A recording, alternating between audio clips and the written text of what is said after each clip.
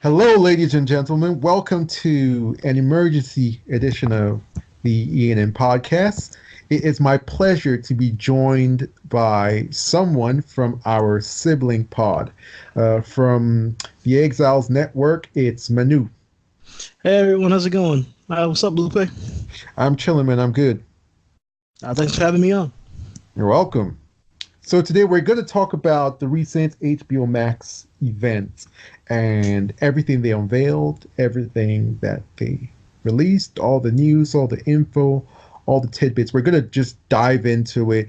We're going to analyze it and give our opinions. I thought it best to bring you on because you did such an amazing job on our State of the Cinematic Union podcast where we talked about the streaming wars.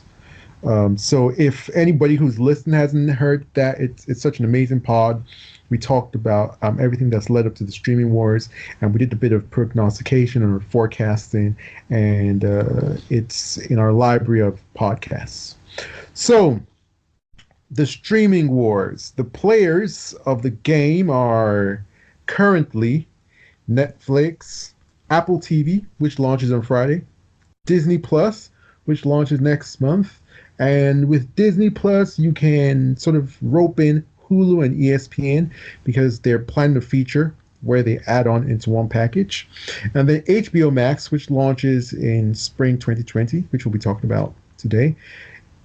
Amazon Prime has also been added for a while. And then NBC Peacock, which will be launching, I think, next year, right? I think so, yeah. Yeah.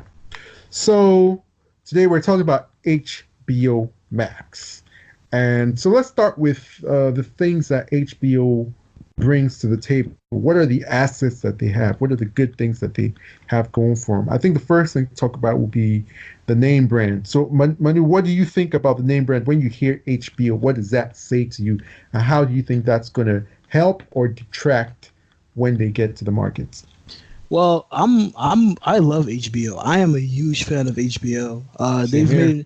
They made my favorite television show of all time, The Wire. The You Wire. know, The Wire. Still to this day, nothing has topped it yet. I'm still waiting. But yeah, I love HBO. Everything that they do, I at least show a passing interest in. Like no matter what show it is or who's behind it, I'll always pay attention just because it's HBO and over the last 20 years, they've done a bang up job, like The Wire, The Sopranos, Sex and the City, Game of Thrones, so on and so forth. There's Succession that you are like, that is your new obsession as of now, right? Yep, true that. Yeah, yeah, and the one that we love so much, In Treatment, which Yep. was some of the best television there is out there. Underrated gem. Yeah, it Underrated. really is. So I've always loved HBO, and I think that just having that name, I think that just that name resonates really a lot to the public because they know HBO means Game of Thrones, HBO means The Wire. Like all of these things are tied in with what HBO is. When you hear that, you're expecting prestige, you're expecting quality, you're expecting high art and high production values. So I definitely think that attaching this name to their streaming service is one of the best ideas that they've had in a long time. Now, I don't know if I'm completely behind the idea of HBO Max, but I think that keeping HBO in the title is a good move. I agree wholeheartedly. There was a quote in a Variety magazine article that said something to the effect of, in the last 25 years, like HBO has set the standard for prestige TV, and they listed like all the Emmy nominations and Emmy wins they've had, and the number of people that have watched their programs, and the ratings and all that stuff, and basically it just amounts to like complete and utter dominance in terms of prestige TV. Like HBO were the first people to show that you can make cinematic level content and put it on TV. And when we see that happening in Netflix, when we see it happening in Amazon Prime, when we're open to watching, things on Disney and knowing that, all right, even though it's on a streaming slash, TV mode, it's going to be cinematic. HBO is the brand name that pioneered all that stuff. Everybody's basically copying their model or living off some of that they pioneered. So I 100% agree with you. The HBO name brand is an impressive one, and it's done well for them. And I hope that, they'll live up to it. And that's some of what we're going to discuss as we get further into this. What they've basically done is they call it pulling down the walls and destroying silos. The way WarnerMedia's business used to be constructed, the mode was that they had different silos. So, you had your TNT, your TBS, your Cartoon Network, your HBO, and all these were independent and worked independently from each other. HBO Max brings all of those together. So the question that we're going to be asking as we talk more about it and going on into the future is that going to dilute the brand? Because the content, the quality of content that you see on like a CW show that's made by Warner Media and an HBO show is vastly different. So as we, talk and as we, break everything down and analyze, we'll talk about if we sense some dilution or if they're going to live up to the name brand, which I hope that they do. So one thing that they talked about a lot in the event was how much content they have. And dude, like they talked for, it must have been half an hour just trying to go over all the content they have. The amount of content that HBO Max has, I think, is unparalleled. Let me just list off a few. So they have more than 10,000 hours. At launch, they're going to have more than 10,000 hours of content. They're going to have more than 1,800 films. They're going to have everything in their library from Turner Classics, from WB movies from the beginning of time, all the shows from TNT, from TBS, from Cartoon Network, from HBO, from their CW library of content. They're going to have stuff from Crunchyroll, which is their anime division. They're going to be the exclusive streamer for Studio Ghibli's, artistic and highly acclaimed animated productions, and more to come. They have their Criterion Collection, which is, like the old time movies. So if you're a cinephile, you're going to absolutely love what they have to offer. Then they still got stuff from Looney Tunes, Hanna-Barbera. They got Sesame Street. I'm getting tired. You want me to take over?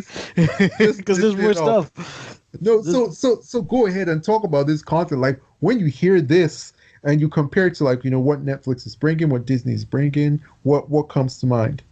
Variety, diversity, and just it's so much stuff. I'm really excited about the Criterion Collection. I just recently signed up for their app actually, and there is so much stuff, Lupe. Like there's movies dating back to the 30s. There's movies from all over the world. It's an incredible library, and the fact that that's going to be mixed in with all of the other WB movies that we've seen over the past forever. Like we're talking about Matrix, all of the DC films from Nolan to all the way back to Burton's time. Everything that's ever been on HBO. I think that this is honestly, I think that this is really something special, and it would be really hard to not pay for this service, to be honest. It would be. I think we talked about this before we started recording, and I think you said, Disney has the advantage of having all of this stuff that is so popular right now. They have Marvel, they have the Star Wars stuff, and of course they're gonna have all of their old animations and all of that. So, but I don't think that they can really have like their war chest. I don't think compares to all of this content that we're going to It be really getting doesn't. from HBO Max. This is beautiful stuff, man. And even I'm not an anime fan, but I'm really glad to see that anime is going to be well served as well. And not to mention, old favorites like Friends. The West Mm-hmm. Wing is also one of my favorite shows. Mm-hmm. Uh, Rick and Morty that I haven't seen, but I've heard so many great things about. Pretty Little Liars. I okay. Mm-hmm. you know, Fresh Prince of Bel Air. That's awesome because I don't think it's streaming anywhere right now. Fresh Prince Yeah. of Bel Air. I don't think it is. So that's awesome. There's just so much content, and I think that you're just gonna be able to get in there and just get lost for Yeah. hours. Like Like it's this is it's really exciting stuff. yeah, no, like in terms of the from the way Netflix has done things, everybody has kind of found out how these streaming services work. So people sign on to your streaming service for the new stuff. It's what really attracts them. It's sort of like the attention grabbing headline. And they stay on it for the old stuff. Yep. HBO Max is the king of quote unquote the old stuff. Their library is unparalleled. Netflix doesn't have this library. I mean, because for so long they just paid for For so long, everybody else's exactly, they've used for everybody everybody else. else's stuff. Yeah. Even Disney, as huge as Disney is right now, Disney does not have HBO Max's the quantity, and there's also quality Yes. there that they have. Disney doesn't have. So it's going to be very interesting to see how this plays out in the long run. I think that we're going to talk about their prospects of acquiring new customers as we talk about their original stuff, which is what is going to drive subscriptions. But in terms of retention, I think that they're going to have the highest rate. I would bet that they have the highest rate in terms of retention amongst all the players in the game. I think they'll be So, up there. I think they'll be up there, but the fact that Disney has so much stuff that's gonna cater to like really young kids, I think is gonna help them a lot because, like, we live in a time where parents really like to just give their kids the iPad to give them something to do, and I really see a lot of kids spending a lot of time just watching but you, like Cars like 6 hours in a row. but the what we shouldn't forget is that WB has stuff that hits all sectors. Yes, like I said, Like diversity and variety. They exactly. have yeah.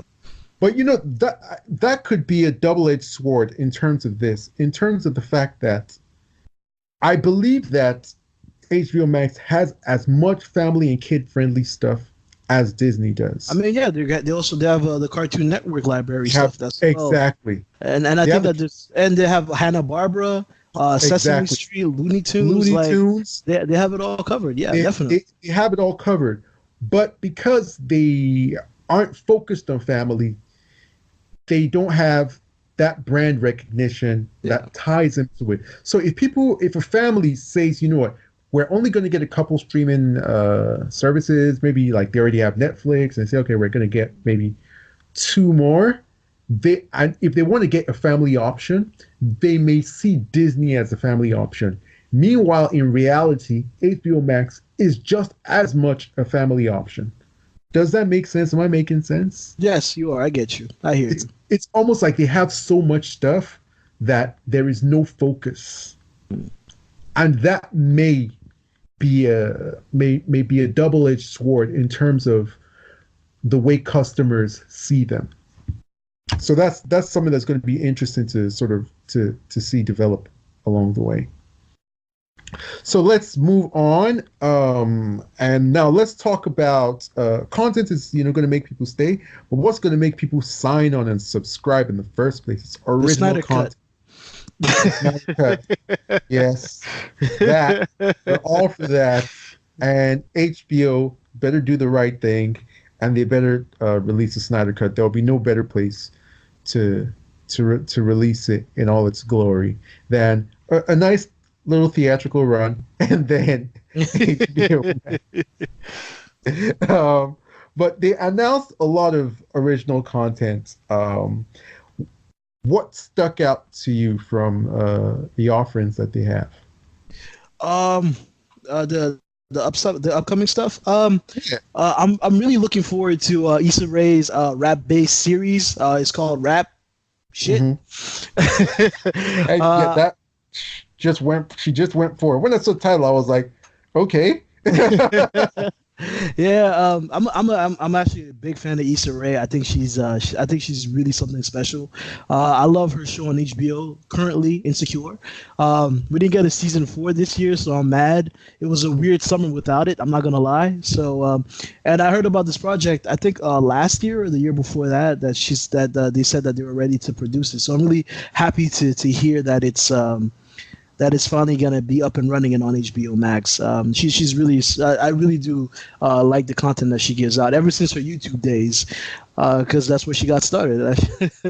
Wow. And It's incredible to see what she's doing at HBO. Like that's her home. Like yeah, they really value her there. They've empowered her, and it's dope to see her like I mean, continue. and that's what HBO has always been known for. I mean, David Simon, who did The Wire, has been with them ever since. He's done, I think, at least 2 other series. He's done there's The Wire, and then there's Call Me a Hero that he did with Oscar Isaac. Hmm. He also had God, what's that show called? That took place in New Orleans after Hurricane Katrina. And recently, he just had The Deuce, which talked about Yeah. prostitution in the 70s.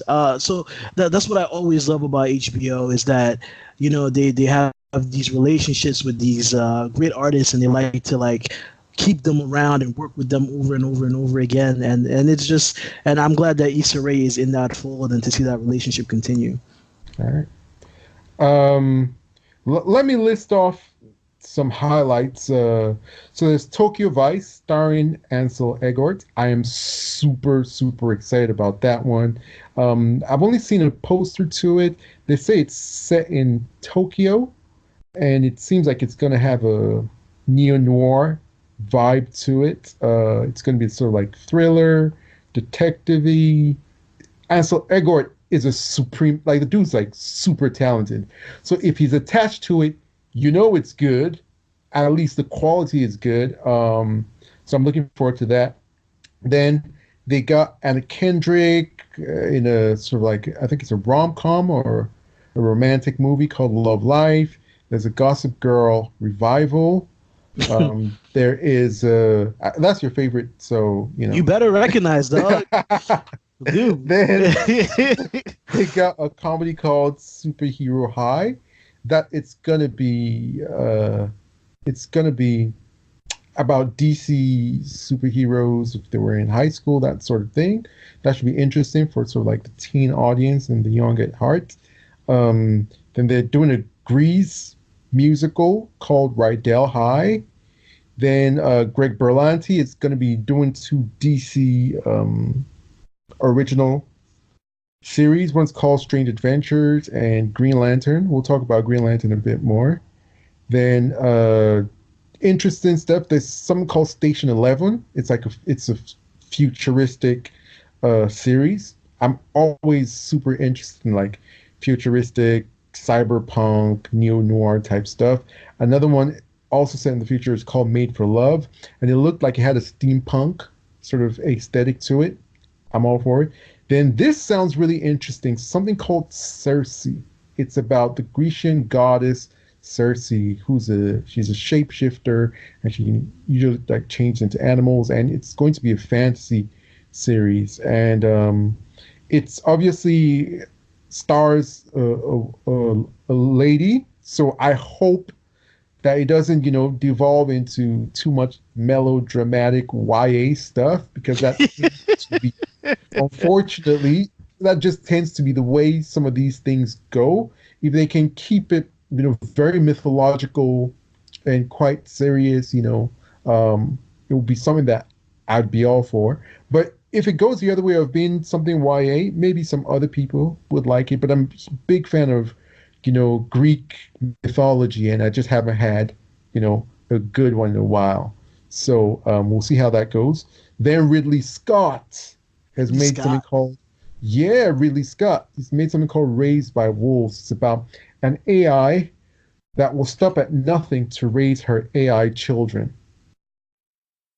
Set in the future. I mean, anything Ridley Scott touches. And this is going to be Ridley Scott's first Streaming venture. creation for TV Mm. and streaming. Oh, really? Oh, yeah, you're right. Yeah, so that I'm really looking forward to see how that does.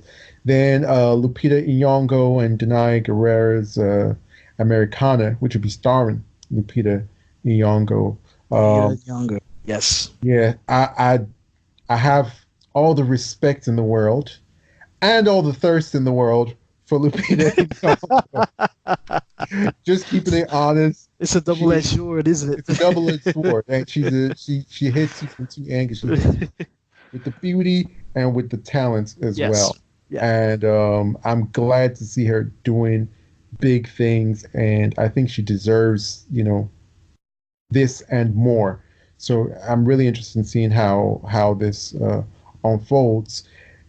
All in all, none of these look like really sexy, really attention-grabbing headlines Not because even they're Green not Lantern? not even Green Lantern. Because Green Lantern, yeah, let's dive into Green Lantern. I'm a huge DC fan, and when I was a kid, I used to read mainly Superman continually. That was what I read the most. Then I would dabble into other stuff. And there was a period in which I dabbled into Green Lantern, so I knew a little bit, or I knew enough about what the mythology is, how expansive it can be, its immense potential. And I'm telling you, like I've always said, this Green Lantern is a DC universe unto itself. Mm. Like basically, it's like all their outer space intergalactic stuff, talking about species upon species and civilizations upon civilizations and all the politics and all the history and all the interrelationships of all that. It's a completely different, massive universe apart from what's going on Earth with the rest of the DC heroes and the Justice League and even the Justice League Dark, which is another universe unto itself. So I've always you know been hopeful that DC would see that this is one of their biggest properties and they would treat it as carefully and with as much prestige and craft as they would a Superman and a Batman. It shouldn't be getting less of a treatment than a Batman. That's how potentially powerful it is. Now I know that the brand name took a bit of a hit with the Ryan Reynolds Green Lantern, and that's because that film didn't understand the potential once again of what this is. So there's a double-edged sword here. One, But the thing is, like, even with that, I still feel like there's so much love and care for that property from like there's a large contingent of Green Lantern fans that want to see this character again. It's not like absolutely like that movie like completely destroyed like destroy. all of it. Very true. No, not at No, all. no, but And I think that that's the issue is that again they don't fully understand like just the adoration that so many people have for this type of content and yeah, for that library because I'm with you. Green Lantern should have its own film. It should be a big budget movie, exactly. and honestly I'm very disappointed that it's under Greg Berlanti once more. Mhm. I'm not trying to shame him or shade him. I think that he's done some good work, but I really feel like as of late, his offerings have not been up to snuff. And I know that a lot of people are optimistic that since this is HBO and not CW, but but I think that it goes deeper than that. I don't think that Berlanti stuff is the way it is just because it's on CW. I think it's on CW because it's Berlanti stuff. Plenty. You know what I'm Yeah, saying? yeah. At the end of the day, it's about taste and style. And Berlanti, in my opinion, does not have good taste and does not have good style. I mean, but feel free to disagree with me. Feel free to cancel me I'm already in exile. I think that it's tragic that Green Lantern would fall into his hands. Honestly, I would have loved for J.J. Abrams to take on Green Lantern. I would have too. J.J. Abrams is the kind of visionary that's required for something this massive and expansive. And this is something that you're going to be creating new species. You're going to be creating, new cultures, creating new worlds, Like, this is not basic, oh, the city needs Arrow type stuff.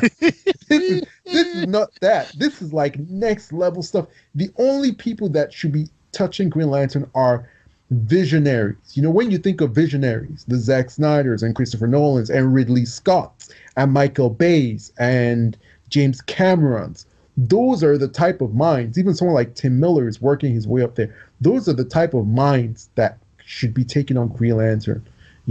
So I'm really, it's a huge missed opportunity for them. I think that the benefit of having something on TV is when you have so many episodes, you can be very expansive, and this is a big world. If you are going to do it on film, you can do it. It will just take a long time to build it all out. And the disadvantage of that is that every single thing has to hit, kind of like in the way that Marvel has done, where critics and audiences have to have goodwill for every single one of them for you to realize the full vision. But with a TV series, you have the advantage of being able to tell that expansive story in what amounts to a short amount of time in comparison. Yeah, but that takes away a lot of the quality of it too. Like, yes, we see them trying on the CW constantly. They have these long 24 episode season long arcs, and I mean, at least I'm speaking for myself personally. It's just never. It's more missed than hit. I think sometimes they've been able to do it in a way that is paced correctly and that it feels natural, but more often than not, it just does not. I mean, this is really sad, and we'll move on quickly from this. But I think this is part of where DC has been floundering and stumbling. They haven't coordinated their efforts well, and it's really hurt the DC brand, because you have a situation where TV/streaming objectives are clashing with big screen, silver screen objectives.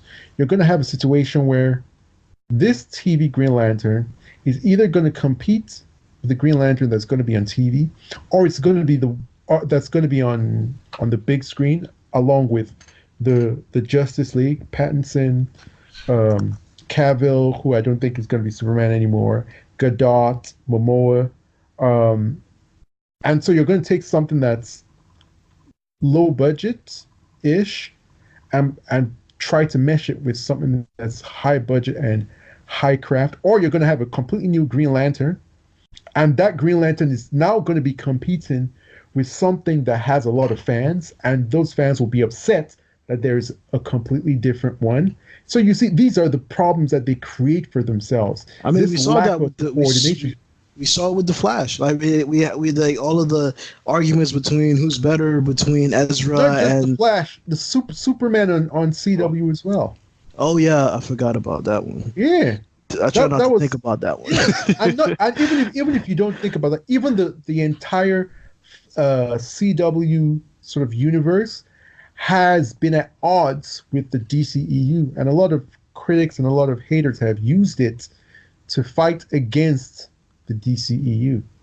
And this is something that you never see with the Marvel products, because Kevin Feige has done a good job of segmenting things, of knowing that, okay, you can't have an Iron Man on the big screen and an Iron Man on the small screen. You can't have important characters on the small screen, because if you have them on the small screen, it's going to be a problem for them to be on the big screen. So every Marvel character that you've seen on the small screen has been one that they've said, okay, they're so insignificant to us, we're never going to, use them on. Wow, that's how you feel No, about Hawkeye and Vision and Scarlet Witch and Loki but and no, Falcon America? no, no. I'm talking about before Disney Plus. No, no, I'm just Not messing with now, you. now with Disney Plus and with Kevin Feige in complete control, and now that they've canceled the Netflix shows, now he can coordinate things better in his own way, and everything works harmoniously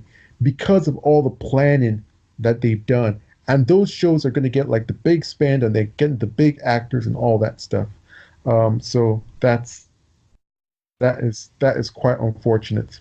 But we've talked a little bit long for that. So let's move on.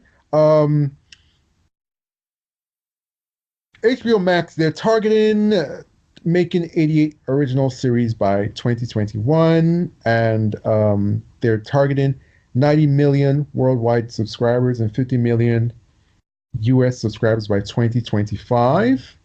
And Netflix has 151 million worldwide and 60 million worldwide at the moment. So, what do you think of their targets for 2025? I think they're more than reasonable. I think they can definitely hit those targets. I like that. I mean, and you can even see in the way that they've budgeted for their original content in the next couple of years, which is $2 billion. Yeah. So I think that they understand that it's going to take time. They're not rushing it. They're going to build this thing properly, and I think that if you do it that way without having expectations too high too soon, you give yourself much more leg room to grow and to take risks and to take chances, which is what HBO is all about. And Yeah. I think that if they keep with the quality that the brand is known for, and that they keep pushing through, that they will definitely hit these targets. I definitely think it's possible, even with the competition from Netflix and Disney and Peacock and whoever else is out there. Yeah. No, I agree. It's the thing is that we should remember that the streaming wars is not going to be a zero-sum game. Yes, there are going to be some losers, and whoever loses is going to lose immensely. There's going to be almost no floor. You're either going to win big or you're going to lose big. But I think that HBO Max is going to be one of the few that is able to, take a foothold. So most people will have either 2 or 3 streaming services, and I can see people generally sticking with Netflix. They have the advantage of first mover, and then people are going to maybe have either Disney Plus or HBO Max, a combination of those two, and probably Prime. So people are going to probably have about 3. Generally, people are going to have 3 or 2 of those 4. And I think that their targets, they're very modest. They're targeting that they're not going to have as many subscribers as Netflix has right now in 5 years. I think it's very good forecasting. And I agree. yeah, let's talk about how much they're going to spend, because that's quite important. Basically, they're spending $2 billion over the next 2 years on original content, which averages out to $1 billion this year. Now let's compare it to some others. Disney's spending almost $1 billion. Apple has spent $6 billion. Netflix is spending $15 billion in 2019 alone. 15. So what do you think that these numbers say about these players and how it's going to position them going forward? Well, I think honestly it makes plenty of sense. I think that HBO Max and Disney are going to rely on a lot of their old libraries for the start. I think that that's going to be one of the big ways that they try to get people invested in their services. But with them doing that and getting back a lot of their stuff that they've given away to Netflix, Netflix has to step it up and put more money to replace all the stuff that they're losing and hoping to bring in audiences with new content. If Apple is starting from scratch. So if you think about it, I think all of these numbers make perfect sense. Absolutely. Yeah. Absolutely, yeah. On the face, if you look at it, you'd be like, "Oh my God!" So as you said, HBO wasn't spending as much as Netflix. They're gonna lose, but no, they already have the content. They don't have to spend on stuff they already have. Netflix is trying to catch up to them in terms of having a library of content, and so I think as you said, it's quite interesting. The person or the stream platform to look at is Apple. The fact that Apple is only spending 6 billion and their library has almost like has nothing, period, to be sincere, it puts them in a precarious situation. But Apple is the most profitable corporation in the entire world. I think that they're going to be fine taking losses, given the platform to a lot of their customers who buy MacBooks or iPhones for free. And I think that they're going to be fine with that business model. So I think they're it's very interesting to see where they're going. What I do like is that from the Apple shows, the previews that I've seen, the quality looks very good. They're very, very artistically and very craftily done. Like Netflix can be criticized for making stuff that looks kind of cheap and it's kind of like a quantity over quality No, type that's of exactly thing. what it is. That's Yeah, exactly what it is. Yeah. yeah. But Apple, it looks like it's quality over quantity. They have just a few series so far, but everything seems to be top quality and a great amount of spend. So I think it's going to be very interesting to see. Disney also seems to be going for quality over quantity. With that almost 1 billion that they're spending, they have stuff like the Mandalorian, their Marvel stuff, some home movies, but they actually aren't putting out a lot of new content. If you look No, at their no, slate, they aren't. But then HBO Max is actually putting out quite a lot. And for example, like the Green Lantern by Greg Berlanti is going to be about 100 million, and that's probably their most expensive thing that they're putting out right now at the moment. Before we go, there's one huge headline that they dropped on the people that we need to discuss, and we're going to discuss it as one of the last things, just like they dropped it as one of the last things. The new Game of Thrones series. They're banking on this one to be basically another Game of Thrones for them, to carry the flag, to be massive, to be the number one thing, and just change the culture. And it's about the House of Targaryens, and it's what's it called? I think it's called House of the Dragon. House of the Dragon, and this one is the showrunners are going to be George R. Martin and Mikhail Sapochnoff. I think that's how you pronounce his name. I'm sure I'm butchering it. He's one of the guys who directed some of the most epic episodes of Game of Thrones. So, what do you think about this new Game of Thrones? It's a prequel, set 300 years before the series that we just saw. Well, I'm a huge Game of Thrones fan. I love Game of Thrones. I was there day one when Game of Thrones aired back in 2011, the first day. I was there, and even as someone who enjoyed the final season, I know that there's very few of us, but I'm with you. yeah, but even with that, I'm having a really hard time getting excited about this. And maybe it's my own personal biases because I'm a huge fan of prequels. I don't think that they tend to work. I think that knowing where the story is going even before it begins is very limiting to the imagination and also to the artist as well. It's like you're playing in somebody else's sandbox, and it's unfortunate. And I would really have preferred if they had invested this in new and original stories. I totally understand the mindset behind it, trying to keep the name brand alive and trying to keep that fandom around. But I would really I would really have preferred if they had gone in a new, different, and exciting direction. Okay, I'm going to echo your sentiments. Game of Thrones is amazing, and I did love the last season. I know some people are going to find that weird. What? It was the worst thing ever. They ended it. Well, Game of Thrones is the biggest series ever, whether you like the way it ended or not. And it's a monumental achievement in television. And so you'll find it weird that I'm not so excited about this. I'm going to watch it when it comes. I mean, who's not going to watch it? But as you said, prequels, when have prequels ever worked? They just don't. Like, and it's always seems like it's a safe bet, and it is. It's a lazy and, safe generic bet. But ironically, it never works. If you look at what has happened with the Harry Potter franchise, it has been, damaged so much that HBO Max didn't even announce anything Harry Potter.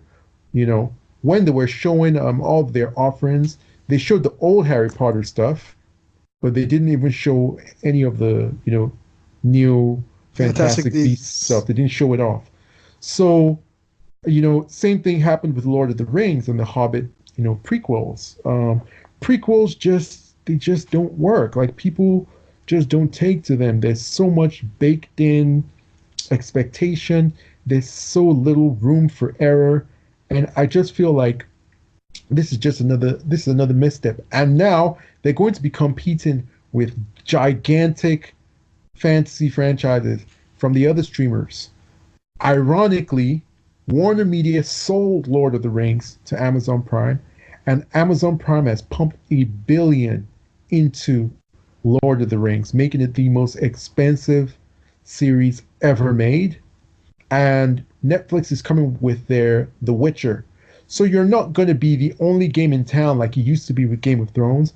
The last season of Game of Thrones was controversial, and you're doing a prequel, which is a losing game. If you look at the numbers, it just doesn't bode well. And for this to be like the biggest thing that they announced, I just think is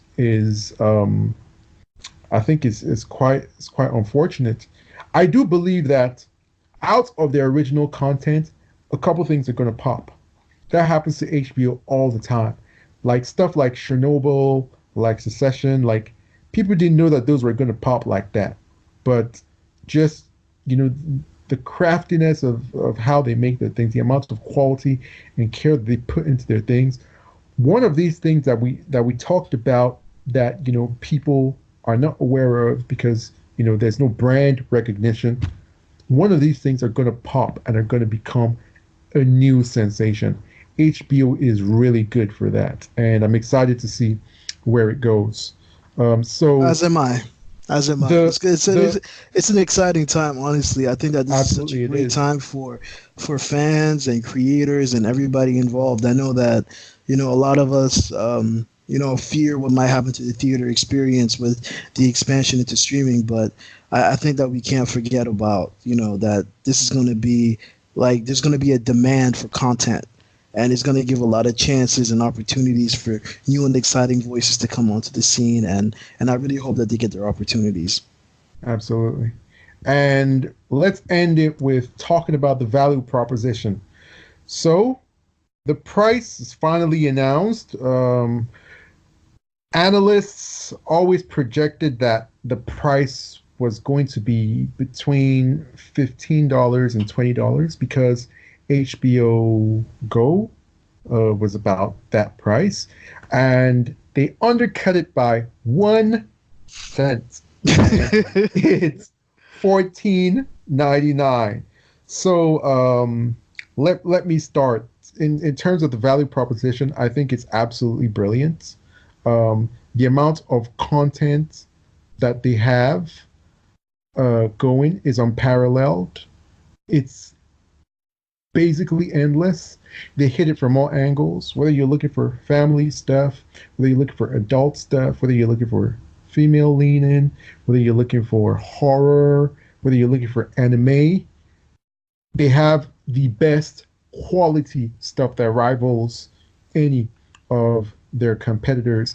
And while I think that the original and upcoming content may not be enough to get people to sign for $14.99, I think that a couple of things are going to pop so fantastically so explosively that people are going to sign up for the $14.99 because the $14.99 is basically the price of what the good Netflix package is. Out of the original content, something, another Chernobyl, another Secession is going to pop, and I think Watchmen is really going to take off after some time. People are really going to like talk about Watchmen in high regard, and people will sign up for something new and amazing, and people will stay for the endless superior library that they have. So, what do you say, Manu? I mean, let's for the sake of argument, you're getting the entire HBO library, which is for now goes at I think $9.99 a month, maybe more in certain areas. The Criterion collection is $9.99 a month, so that's already just two things, and you're already over this price. You Mm-hmm. know, so I Mm-hmm. think that it's absolutely worth the price. I'll definitely pay it. Mm-hmm. Again, there's just too much content here for you not to. I mean, Mm-hmm. 1,800 films, like and it's Warner Brothers films. Like that Mm-hmm. list goes far and wide, and we're talking about The Matrix. We're talking Mm-hmm. about The Dark Knight. That's the stuff we're talking about. Like, yes, to the ability to watch any of these movies whenever I want for how many times I want for one low price. Yeah. Like this is it's a steal, to be fully honest. Yeah. And Yeah. that's not even talking about the new stuff we're going to be getting. Yep. Yep. Yeah, Completely agree. yeah. So, it's been a wonderful chat talking about HBO Max. If there are any new updates, obviously we'll talk about them on the ENN podcast. This has been fun. Manu, always good chatting with you. This is like your second home. You're going to be here again. Tell the people where they can find you on the internet. Well, they can find me at Man United 0710. There you go. And United just had an amazing victory. Oh, So we it is sure a good did. day. Yeah, My we name sure is did. Lupe, and you can find me on Twitter at Live Love Lupe. And from me to you, for all the exiles everywhere, stay exiled.